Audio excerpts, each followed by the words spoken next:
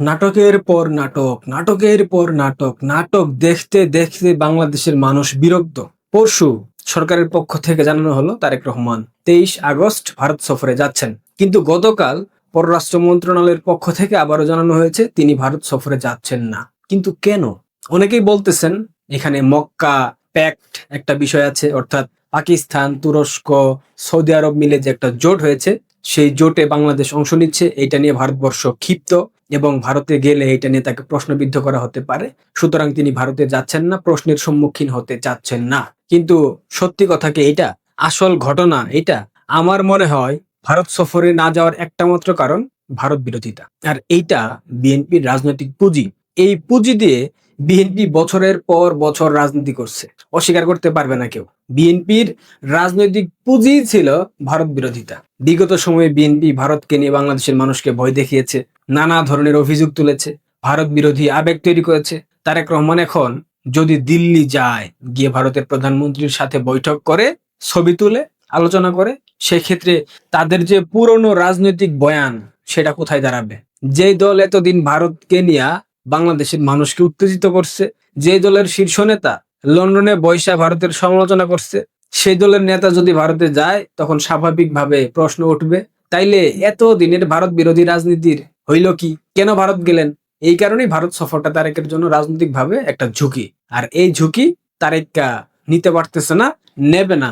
আর এ কারণেই বিএনপি জামাত উভয় সম্মিলিত ভাবে মক্কা প্যাক্টের গল্প সামনে আনতেছে। অর্থাৎ ওই যে মুসলিম নেটোর কথা হচ্ছে না, সৌদি আরব, তুরস্ক, পাকিস্তান, কেউ বলতেছে নতুন সামরিক বলয়, কেউ বলতেছে পাকিস্তান, তুরস্ক, সৌদি আরব একত্রিত হয়ে একটা জোট বানিয়েছে, সেই জোটে বাংলাদেশ যুক্ত হলে ভারতের নিরাপত্তা বদলে যাবে। কিন্তু ঠান্ডা মাথায় একবার চিন্তা করেন তো, মক্কা ফক্কা জোট, মুসলিম নেটো, এইসব নিয়ে উত্তেজিত হওয়ার মতো কি আছে? সত্যি কথা বলতে ভারত এইগুলারে গুনে না, এটাই সত্য। চীন এইসব গুনে? চীনের এত সময় আছে এইসব ভাবার? নাই। আন্তর্জাতিক রাজনীতি ফেসবুকের পোস্ট কিংবা কমেন্ট দেয়া চলে না, ইউটিউবের ভিডিও দেওয়া আন্তর্জাতিক রাজনীতি চলে না। বড় বড় লেকচার দিলে কোনো দেশ সামরিক শক্তিতে বড় হয়ে যায় না। একটা সামরিক জোট কার্যকর করতে হলে শুধুমাত্র কাগজের চুক্তি করলেই হয়ে যায় এমনটা ভাবার কোনো কারণ নাই। এর জন্য প্রয়োজন সামরিক সক্ষমতা, অর্থনৈতিক শক্তি, পারস্পরিক আস্থা, কমন শত্রু এবং সবচেয়ে বড় কথা, প্রয়োজনে একে অপরের জন্য যুদ্ধ করার মতো সক্ষমতা এবং রাজনৈতিক সদিচ্ছা। কিন্তু মক্কা প্যাক্টে এই জিনিসগুলার কয়টা আছে বলেন তো? সৌদি আরবের স্বার্থ একরকম, পাকিস্তানের স্বার্থ সম্পূর্ণ আরেক রকম, তুর্কির স্বার্থ আবার সম্পূর্ণ অন্যদিকে। একজনের সাথে আরেকজনের স্বার্থের মধ্যে কোনো মিল নাই। সৌদি আরব নিরাপত্তা চায়, বিশেষ করে ইরানকে নিয়ে তারা মারাত্মক ভয় পাচ্ছে। পাকিস্তান চায় অর্থনৈতিক সুবিধা, সামরিক সুবিধা এবং সৌদি আরবের কাছ থেকে রাজনৈতিক সমর্থন। তুরস্ক চায় অর্থনৈতিক সুবিধা, অস্ত্র বিক্রির বাজার এবং মধ্যপ্রাচ্যে নিজেদের প্রভাব একটু বৃদ্ধি করতে চায়। তিন দেশের স্বার্থ তিন রকম। যদি তিন দেশের স্বার্থ তিন রকম হয়, তাইলে কোন জায়গায় তারা এক বলেন তো? মক্কা প্যাক্টের কমন শত্রুকে ইরান। পাকিস্তান ইরানের বিরুদ্ধে যুদ্ধ করবে? তুরস্ক ইরানের বিরুদ্ধে যুদ্ধ করবে? করবে না। যে দেশ সৌদি আরবের সবচেয়ে বড় শত্রু, সে দেশ কি পাকিস্তানের বড় শত্রু? কখনোই না। আর এইখানেই এই মক্কা জোটের সীমাবদ্ধতা। একটা বিষয় দেখেন, চুক্তিতে আছে এক সদস্যের উপর হামলা হলে অন্য সদস্যরা সেটাকে নিজেদের উপর হামলা হিসেবে দেখবে। শুনতে খুব চটকদার, রসালো, কিন্তু বাস্তব যুদ্ধের সময় কি এটা খাটবে? টিকবে? একটা দেশ আক্রান্ত হলো, তখন অন্য দেশ সত্যি তার সৈন্য সে দেশে পাঠাবে যুদ্ধ করার জন্য? নিজের মানুষকে মরতে দেয়? নিজের অর্থনীতিকেও ধ্বংসের মুখে ফেলে দেয়? নিজের দেশের জনগণকে বলবে আমরা অন্যের জন্য যুদ্ধ করতে যাচ্ছি? এটা কেউ মানবে? কাগজের চুক্তি আর যুদ্ধের মাঠে বাস্তবায়ন এক জিনিস না, এটা বাংলাদেশের বাঙ্গুরা বোঝে না। আন্তর্জাতিক রাজনীতিতে এই পার্থক্য না বুঝলে অনেক কিছুই আড়ালে থেকে যায়। আর এই জায়গায় পাকিস্তানের ইতিহাস আমাদেরকে দেখতে হবে। আপনারা নিশ্চয়ই জানেন পাকিস্তান এবং সৌদি আরবের সাথে একটা বহু বছরের সামরিক সম্পর্কের জায়গা আছে এবং সৌদি আরব পাকিস্তানকে বিভিন্ন সময় অর্থনৈতিকভাবে সহায়তা করেছে। কিন্তু তার মানে এই না সৌদি আরবের প্রত্যেকটা শত্রুর বিরুদ্ধে গিয়ে পাকিস্তান যুদ্ধ করবে। কই, ইরান তো সৌদি আরবে হামলা করতেছে, পাকিস্তান কি ইরানের বিরুদ্ধে যুদ্ধ করছে? যুদ্ধ ঘোষণা করছে? একটা মিসাইল মারছে? মারে নাই। বাস্তবে প্রত্যেকটা রাষ্ট্র নিজের স্বার্থ দেখে। বন্ধুত্বের ভাষা এক জিনিস, আর রাষ্ট্রীয় স্বার্থ সম্পূর্ণ আলাদা জিনিস। তাই বাংলাদেশের মৌলবাদীদের একটা বিষয় পরিষ্কার বুঝতে হবে, কোনো সামরিক জোটে ঢুইকা গেলেই বাংলাদেশ শক্তিশালী হয়ে যাবে, এইটা ভাবার কোনো কারণ নাই। এটা চিন্তা করা বোকামি। এইসবে যুক্ত হলে উল্টা ঝুঁকি তৈরি হবে।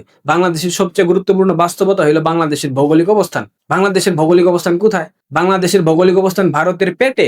বাংলাদেশের 3 দিক দিয়ে ভারত, বঙ্গোপসাগরের দিকেও ভারতের কৌশলগত উপস্থিতি আছে। বাংলাদেশের বাণিজ্য, যোগাযোগ, সীমান্ত, নদী, বিদ্যুৎ, জ্বালানি প্রত্যেকটা জায়গায় ভারতের সাথে সম্পর্ক আছে। এই বাস্তবতা আপনি কোনো চুক্তি দিয়ে মুছে ফেলতে পারবেন?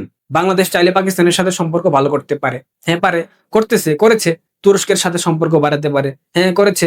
সৌদি আরবের সাথে সম্পর্ক গভীর করতে পারে। হ্যাঁ করুক। চীনের সাথে সম্পর্ক রাখতে পারে, রাখুক। যুক্তরাষ্ট্রের সাথেও সম্পর্ক রাখতে পারে, রাখুক। এগুলা বাংলাদেশের অধিকার, আমি মেনে নিচ্ছি। কিন্তু সমস্যা তখনই হবে যখন বাংলাদেশ একটা পক্ষের সামরিক বলের অংশ হবে এবং সেই অংশ হয়ে অন্য পক্ষের বিরুদ্ধে অবস্থান নেওয়া শুরু করবে। তখন কিন্তু ভাই এটা স্বাভাবিক থাকবে না। কারণ তখন বাংলাদেশের স্বাধীন পররাষ্ট্রনীতি প্রশ্নের মুখে পড়বে, যদিও পড়ে গেছে অলরেডি। অনেকেই বলতেছে মক্কা জোটে বাংলাদেশ যোগ দিতে পারে ভেবে ভারত শঙ্কিত। কারণ গত শুক্রবার এই ইস্যুতে সাংবাদিকদের প্রশ্নের জবাবে ভারতের পররাষ্ট্র মন্ত্রণালয়ের মুখপাত্র রণধীর জয়সওয়াল তিনি বলেছেন, ভারত পরিস্থিতি নিবিড়ভাবে পর্যবেক্ষণ করছে এবং জাতীয় স্বার্থ রক্ষায় তারা প্রতিশ্রুতিবদ্ধ। বাঙ্গুরা এটা দেখে বলতেছে ভারত ভয় পাইছে, ভয় পাইছে। গান্ডুর দল, কূটনীতির ভাষা তোরা বুঝিস? একজন পররাষ্ট্র মন্ত্রণালয়ের মুখপাত্র সাংবাদিকদের প্রশ্নের উত্তরে তিনি যদি বলেন, আমরা বিষয়টি পর্যবেক্ষণ করছি এবং জাতীয় স্বার্থ রক্ষায় আমরা প্রতিশ্রুতিবদ্ধ, এর মানে এই না ভারত আতঙ্কে ঘুমাতে পারছে না, ভারত ভয় পেয়েছে। এটা একটা কূটনৈতিক উত্তর।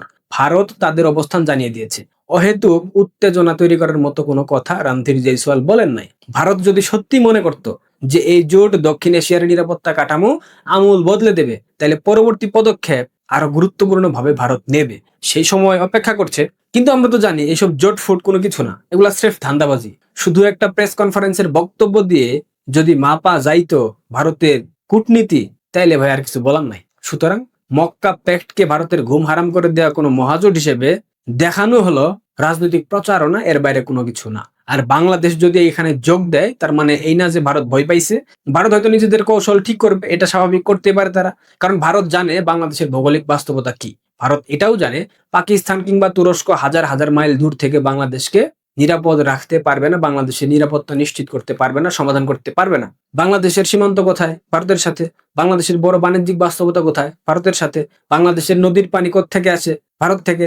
বাংলাদেশের স্থল যোগাযোগের সবচেয়ে বড় অঞ্চল কার সাথে যুক্ত? ভারতের সাথে। তাই পাকিস্তানকে বন্ধু বানালেই ভারত অদৃশ্য হয়ে যাবে, এটা ভাবার কোনো কারণ নাই। তুরস্কের সাথে সামরিক চুক্তি করলে ভারতের সঙ্গে সীমান্ত উঠে যাবে, এইটাও ভাবার কোনো কারণ নাই। এটা বাস্তবতার সাথে মিলে না। সৌদি আরবের সাথে জোট করলে বাংলাদেশের ভূগোল বদলে যাবে না, এটাই বাস্তবতা। বাংলাদেশের মানুষকে বিএনপি জামাত বারবার বোঝানোর চেষ্টা করছে ভারতের বিরুদ্ধে একটা শক্তিশালী মুসলিম বলয় তৈরি হয়েছে। কিন্তু একটা হিসাব করেন তো, পাকিস্তানের নিজেদের অর্থনৈতিক অবস্থা কি? তুরস্কের অর্থনৈতিক অবস্থা কি? সৌদি আরবের নিরাপত্তা কতটা আশঙ্কাপূর্ণ? প্রতিনিয়ত ইরান হামলা চালাচ্ছে। যে দেশগুলা নিজেদের সমস্যায় সামলাতে হিমশিম খায়, তারা বাংলাদেশের জন্য নতুন করে নিরাপত্তার ছাতা হবে। এই বানোয়াট গল্পটা শুনতে ভালো লাগে, চটকদার, কিন্তু বাস্তবতা এত সহজ না। বিশেষ করে পাকিস্তানের কথা বললে তো একদম পরিষ্কার। পাকিস্তানের অর্থনৈতিক সংকট, ঋণ, বৈদেশিক মুদ্রার চাপ, এই বাস্তবতায় পাকিস্তান বাংলাদেশের নিরাপত্তা নিশ্চিত করবে কি? আর যদি কোনোদিন বাংলাদেশের স্বার্থ আর পাকিস্তানের স্বার্থ এক জায়গায় না থাকে, তখন কি হবে জানেন? পাকিস্তান বাংলাদেশের পাছায় মেরে পালাই যাবে। এটা পাকিস্তানিদের চরিত্র। রাষ্ট্রের নীতি তৈরি হয় বাস্তব সক্ষমতা দিয়ে। তাই বাংলাদেশের সবচেয়ে ভালো পথ হলো ভারসাম্য। ভারতের সাথে সম্পর্ক থাকবে, চীনের সাথে সম্পর্ক থাকবে, কিন্তু চীনের প্রক্সি হওয়া যাবে না। পাকিস্তানের সাথে সম্পর্ক থাকবে, যদিও আমি এটার পক্ষে না, কিন্তু বিএনপির বাপের দেশ পাকিস্তান, তারেকের বাপের দেশ পাকিস্তান, তারেক সম্পর্ক রাখবেই। সম্পর্ক রাখলেও পাকিস্তানের নিরাপত্তা বলয়ের অংশ হওয়া যাবে না। তুরস্কের সাথে সম্পর্ক থাকবে, কিন্তু তুরস্কের ভূরাজনৈতিক প্রকল্পের অংশ হওয়া যাবে না। সৌদি আরবের সাথে সম্পর্ক থাকবে, কিন্তু সৌদি আরবের নিরাপত্তা সমস্যাকে বাংলাদেশের সমস্যা বানানো যাবে না। আমেরিকার সাথে সম্পর্ক থাকবে, কিন্তু আমেরিকার কৌশলগত প্রকল্পের পুতুল হওয়া যাবে না, যদিও এই সরকার আমেরিকার পুতুল সরকার। এটা নিয়ে আর কিছু বলার নাই। এটাকে স্বাধীন পররাষ্ট্রনীতি বলা হয়। সবচেয়ে গুরুত্বপূর্ণ প্রশ্ন হলো, এত নাটক মারাইয়া তারেক ভারত যাচ্ছে না কেন? কারণ বিএনপি এখানে রাজনীতির হিসাবটা বড় করে দেখতেছে। ভারত বিরোধিতা বিএনপির জন্য একটা রাজনৈতিক পুঁজি। বিএনপি তাদের পুঁজি হারাতে চাচ্ছে না। এই পুঁজি দিয়ে দীর্ঘদিন ধরে রাজনীতি করা হয়েছে। ভারতে গেলে রাজনৈতিক পুঁজিতে ধাক্কা লাগবে, সংকটে পড়বে। তখন মানুষ প্রশ্ন করবে, যে ভারতকে এতদিন গালাগালি করলেন, যে ভারতকে নিয়ে এতদিন কথা বললেন, সেই ভারতেই কেন যাচ্ছেন? আর দিল্লিতে গিয়েই যদি ভারতের সাথে সম্পর্ক স্বাভাবিক করার চেষ্টা করতে হয়, তাইলে এতদিনের রাজনৈতিক বক্তব্যের সাথে সেইটার একটা সংঘাত সৃষ্টি হবে। এটা বিএনপি চাচ্ছে না, তাই ভারত সফর না করাটাই বিএনপির জন্য নিরাপদ, তারা এটা ভেবে নিয়েছে। কিন্তু ভারত না গেলে টিকতে পারবে? রাজনীতির জন্য বিভিন্ন কথা বলা যায়, কিন্তু রাষ্ট্র চালাতে গেলে বাস্তবতার মুখোমুখি আপনাকে হতে হবে। ক্ষমতায় থাকতে চাইলে ভারতকে মোকাবিলা করতে হবে, চীনকে মোকাবিলা করতে হবে, ভারতের সামনে জবাবদিহি করতে হবে, চীনের সামনে জবাবদিহি করতে হবে, যুক্তরাষ্ট্রের সামনে জবাবদিহি করতে হবে, মোকাবিলা করতে হবে। সবাইকে খুশি করার সুযোগ থাকবে না। আর তখন শুধুমাত্র ভারত বিরোধিতা দিয়ে রাষ্ট্র পরিচালনা করা যাবে না। রাষ্ট্র চালাতে হয় হিসাব দিয়ে, আবেগ দিয়ে রাষ্ট্র চালানো যায় না, স্লোগান দিয়ে রাষ্ট্র চালানো যায় না, ফেসবুক পোস্ট দিয়ে রাষ্ট্র পরিচালনা করা যায় না। সবচেয়ে বড় কথা হলো, বাংলাদেশকে পশ্চিমাদের প্রক্সি বানানো যাবে না, বাংলাদেশকে ভারতের বিরুদ্ধে কোনো চক্রান্তের অংশ হওয়া যাবে না, পাকিস্তানের প্রক্সি হওয়া যাবে না, বাংলাদেশকে চীনেরও প্রক্সি হওয়া যাবে না, আমেরিকারও প্রক্সি হওয়া যাবে না। বাংলাদেশের পররাষ্ট্রনীতি হবে বাংলাদেশের স্বার্থকে কেন্দ্র করে। বিএনপি এটা বুঝতে পারছে কিনা জানি না। বিএনপি কি তবে পুরনো ভারত বিরোধী রাজনীতির উপর দাঁড়িয়ে থাকবে, নাকি বাস্তব রাষ্ট্রীয় স্বার্থের কথা চিন্তা করে নতুন পররাষ্ট্রনীতি তৈরি করবে, বন্ধুত্বের সম্পর্ক রাখবে প্রতিবেশী রাষ্ট্রের সাথে? কারণ শেষ পর্যন্ত কেউ বাংলাদেশের পাশে রইবে না, কেউ বাংলাদেশের স্বার্থ রক্ষা করবে না। বাংলাদেশের স্বার্থ বাংলাদেশকে রক্ষা করতে হবে। ভারত বিরোধিতা দিয়ে হয়তো মৌলবাদীদের ভোট পাওয়া যায়, কিন্তু ভারত বিরোধিতা দিয়ে বাংলাদেশ নামক রাষ্ট্র পরিচালনা করা যাবে না। 1 মাসের পদক্ষেপ যদি ভারত নেয়, বাংলাদেশ না খেয়ে মরবে। পাকিস্তানপন্থী স্লোগান দিয়ে আবেগ তৈরি করা যায়, কিন্তু পাকিস্তান বাংলাদেশের নিরাপত্তা গ্যারান্টি দেবে না, খাদ্যের নিরাপত্তাও পাকিস্তান দিতে পারবে না। মক্কা প্যাক্টের নাম দিয়ে মুসলিম জজবা তৈরি করা যায়, কিন্তু কাগজের চুক্তি বাংলাদেশের ভূগোল বদলে দিতে পারে না। তারেক্কা ভারত যাবে নাকি খাবে, এই সিদ্ধান্ত তারেক্কারে নিতে হবে, বিএনপি কে নিতে হবে। দেখা যাক তাদের সিদ্ধান্ত পরিবর্তন হয় কিনা, যেহেতু প্রতিদিন নাটক আমরা দেখতে পাচ্ছি। ভালো থাকবেন, পারলে ভিডিওটা শেয়ার করবেন। ধন্যবাদ।